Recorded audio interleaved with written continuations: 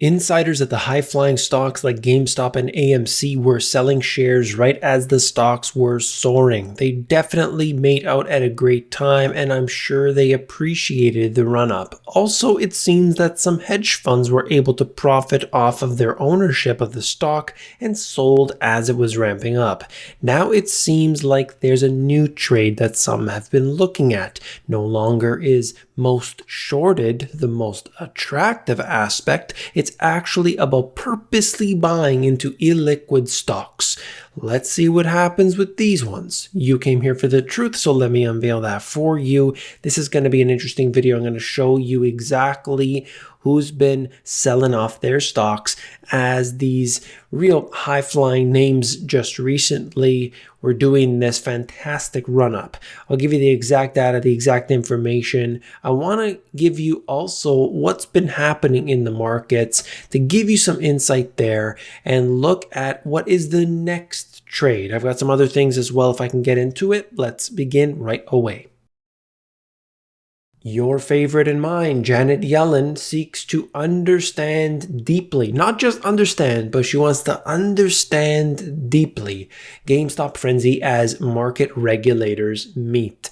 That's right, she's going to take care of the whole situation. You've got nothing to worry about. Does anybody actually believe that Janet Yellen, that Little Munchkin, that any of these people are ever able to do anything that's beneficial for the average person? Please let me know in the comments.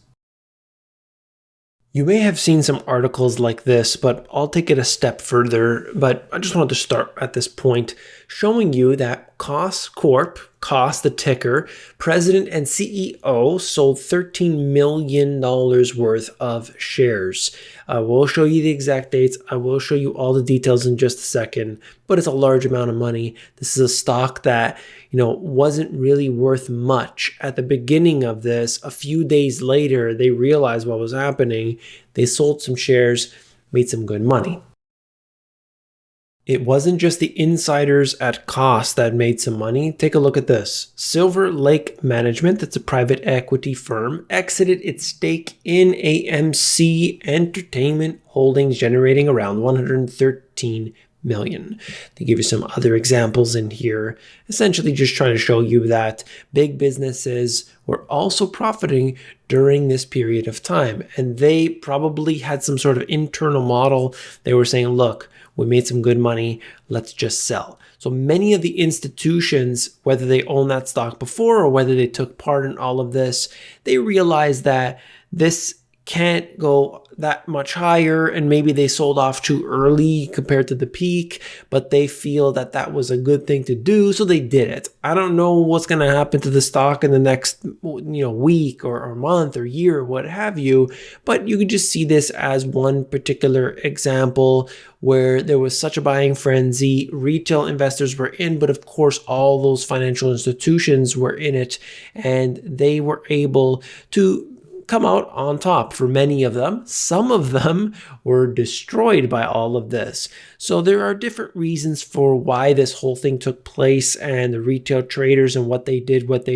We don't know what's going on inside their heads. We don't know what their actual actions are for, but many of them, as they post on Reddit and so on, they believe that there is not just this idea that it's about the profit to be made, but there's something else too. So that's a whole different discussion anyway, but I just wanted to show you that there are certain individuals who definitely did profit, and we can prove that using this and the next thing I'll show you.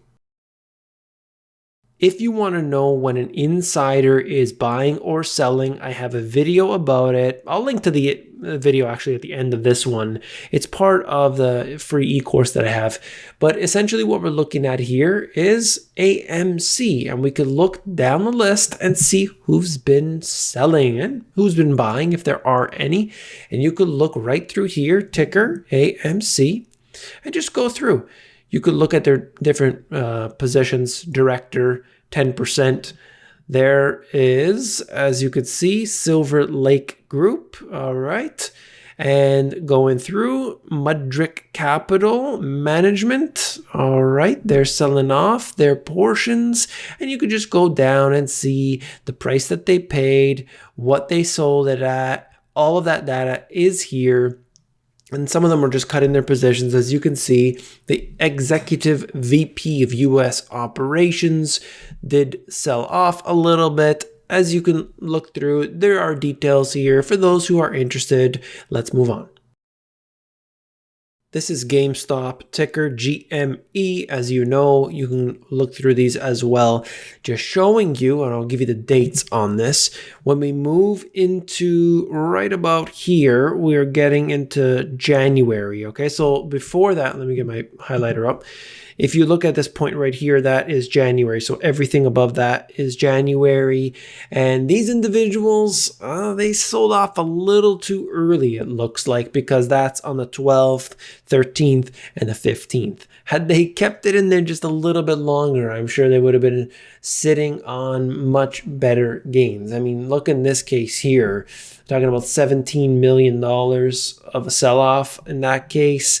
You know, he would have done much, much better to keep it in. But who knows what was going on the inside there. And there are different reasons why different directors or whatever they may be, whatever position they may be, have to sell, what's going on personally and so on. But anyway, just wanted to give you the stats.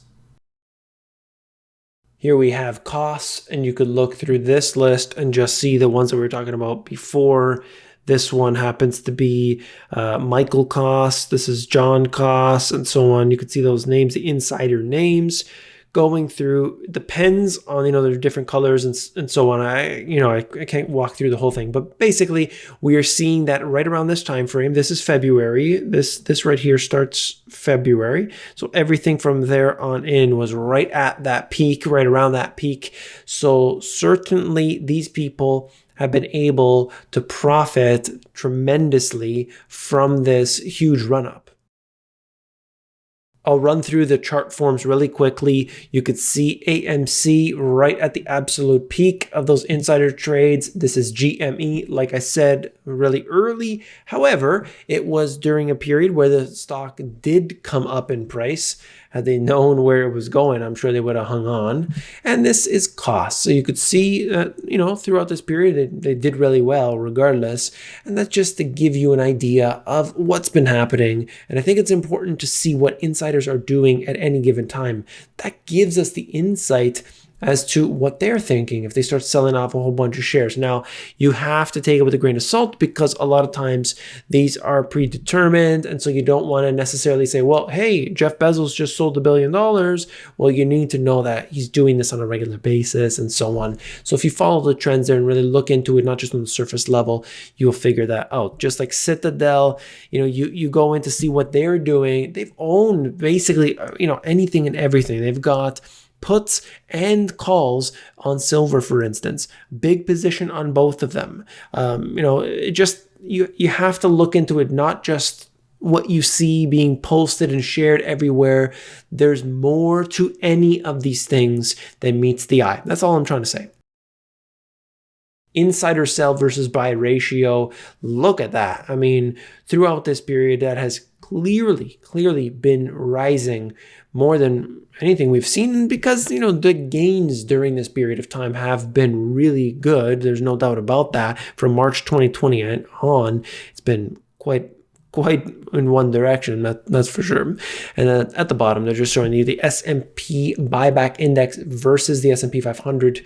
And as we see more companies buying back their stocks, definitely that will be something to watch.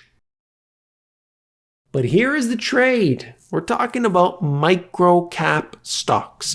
These have done well. In fact, they've been doing well essentially since March. I mean, everything has gone up since March.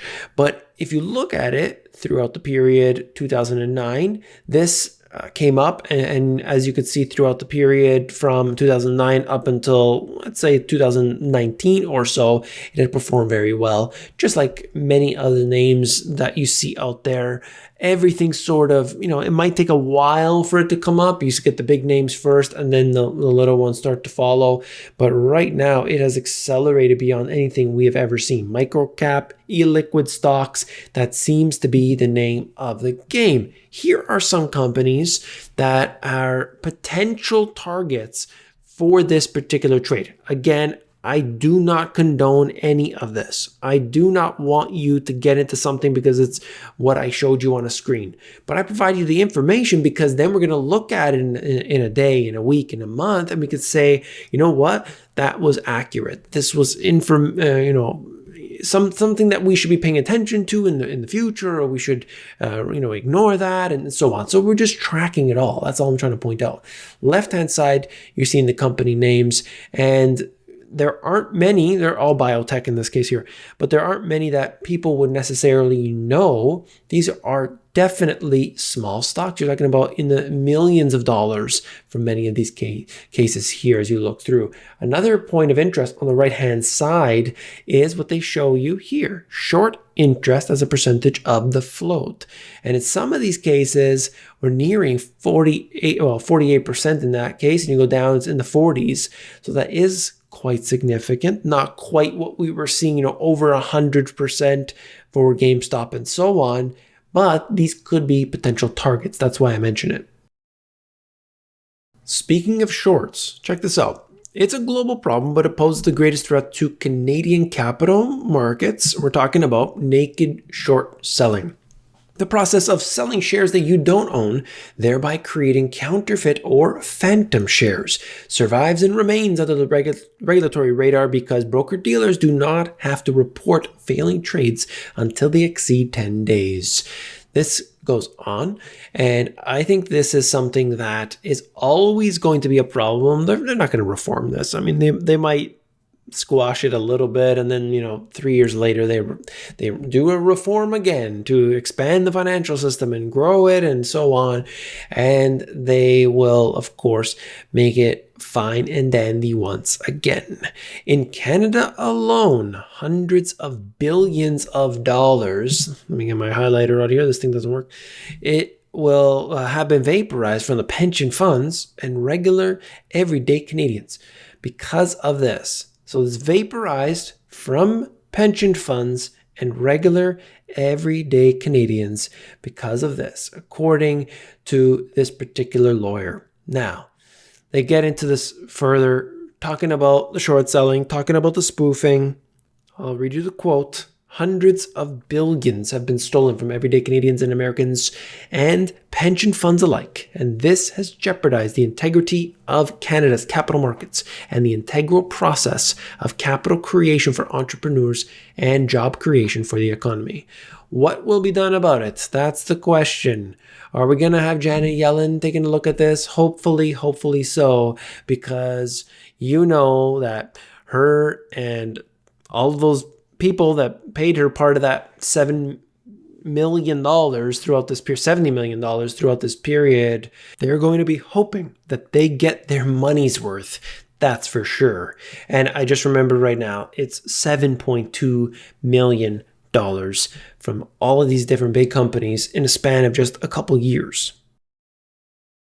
2 quick points here. You're looking at the margin debt to GDP accelerating beyond anything we have seen before. This chart begins in 1959, and it's, around a certain percentage right here, 0.5%, maybe almost as high as 1%. And now today we have exceeded 3.5% on there. It doesn't matter. Nothing is going to ever change the fact that we're going into a time in which there's more debt, more extreme scenarios, more, and it always will end up in a place of hurt in the end. The bigger they are, the harder they fall. That is in real life, in the financial markets, and anything. Leverage speculation in equities. The blue line, that's the S&P 500, and the red is margin debt 9-month change. And we see that this happens to correlate with the financial crises of the past, 2008, 2000, going back into the 80s, 70s, you could see that that is something. This is an interesting indicator. And always, whenever there is that level of speculation, you're going to have a problem because it always pops, and it always is at the time, not when people are starting to deleverage or trying to take less risk and so on. No. It's when there's people are taking the most risk, doing the most extreme things, and then it flips on its head and people are in big trouble. That's all for this video. If you found it informative, hit that thumbs up button. If you hated it, if you hated my voice, then you definitely want to hit the thumbs down. Thank you for that. If you want to learn about e-commerce, you can get any of these fantastic courses out there. They're $1,000 and $2,000 in some cases and beyond. If you want to learn for free, you can do so at the AmazonGPS.com and join approximately 9,000 people who are in there. And if you want to learn about the financial system, you want to understand everything from top to bottom, but you want it explained extremely easily, my 2 books will do just that. You can check it out at the link in the description. And this is the video you need to watch. It talks about the insider selling. You can find out for yourself exactly how to do that. You don't have to believe any article. You don't have to believe me. You could search by person. You could search by the ticker. Check it out. I'll see you there.